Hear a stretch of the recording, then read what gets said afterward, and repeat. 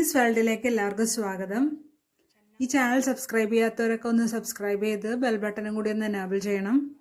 നമ്മൾ ഇന്നിവിടെ ഉണ്ടാക്കാൻ പോകുന്നത് ചന്ന മസാലയാണ്. അതിന് വേണ്ട ഇൻഗ്രീഡിയൻസ്: വെള്ളക്കടല 200 ഗ്രാം, ഒരു തക്കാളി ചോപ്പ് ചെയ്തത്, ഒരു സവാള ചോപ്പ് ചെയ്തത്, ginger garlic paste 1 table spoon, കുറച്ച് പൊടിക്കാത്ത മസാല, ഒന്ന് ചതച്ച ജീരകം 1/2 ടീസ്പൂൺ, മുളക് പൊടി 1 ടീസ്പൂൺ, മഞ്ഞൾപ്പൊടി 1/2 ടീസ്പൂൺ, മല്ലിപ്പൊടി 1 ടേബിൾ സ്പൂൺ, മസാലപ്പൊടി 1 ടീസ്പൂൺ, എണ്ണ 2 ടേബിൾ സ്പൂൺ.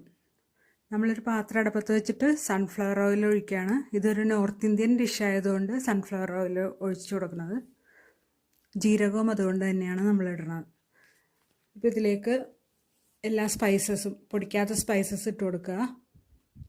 അതൊന്ന് പൊട്ടി വരുമ്പോൾ ജിഞ്ചർ ഗാർലിക് പേസ്റ്റ് ഇട്ട് കൊടുക്കുക, ഇഞ്ചി വെളുത്തുള്ളി ഇട്ട് കൊടുക്കുക. അതൊന്ന് മൂത്ത് വരുമ്പോൾ സവാള ഇട്ട് കൊടുക്കുക.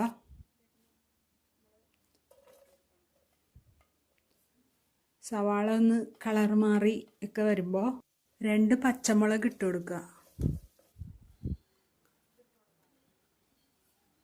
എന്നിട്ട് നന്നായിട്ട് ഇളക്കി സവാളയ്ക്കൊരു ബ്രൗൺ കളറാവുമ്പോൾ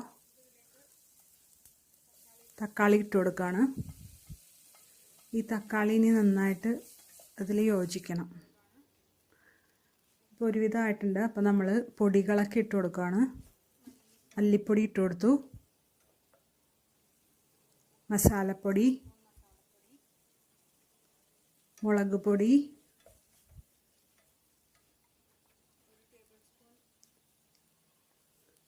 മഞ്ഞൾപ്പൊടി, ഇത്രയും പൊടികളിട്ടു. ഇതിൽ ചോല മസാല എന്ന് പറഞ്ഞിട്ടൊരു മസാലയും കൂടി ഇടും. അത് നമ്മുടെ കയ്യിലില്ല, അവർ നോർത്ത് ഇന്ത്യൻസിലല്ലേ ഉള്ളൂ, അതുകൊണ്ട് അത് ഓപ്ഷണലാണ്. ഇനി നമുക്ക് ഇത്തിരി ഈ കടലയിൽ നിന്ന് തന്നെ ഇത്തിരി വെള്ളം എടുത്ത് അതിലേക്ക് ഒഴിച്ചിട്ട് ഒന്ന് അടച്ചു വെച്ച് വേവിക്കാം. ഈ കടല ഞാൻ ഉപ്പിട്ട് വേവിച്ചതാണ്. അപ്പോൾ ഈ അരപ്പിനുള്ള ഉപ്പ് മാത്രം ഇട്ട് കൊടുത്താൽ മതി.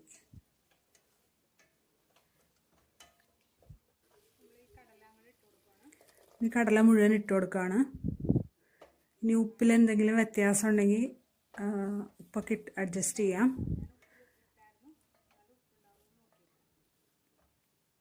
ഇനിയിപ്പോൾ നിങ്ങൾക്ക് ഇതിൻ്റെ തിക്നെസ് കൂട്ടണമെന്നുണ്ടെങ്കിൽ കുറച്ച് കോൺഫ്ലോർ കലക്കി ഒഴിക്കാം. കുറച്ച് മല്ലിയില ഇട്ട് കൊടുക്കാം. ഇപ്പം ഞാനിത്തിരി കലക്കി ഒഴിച്ചിട്ടുണ്ട്.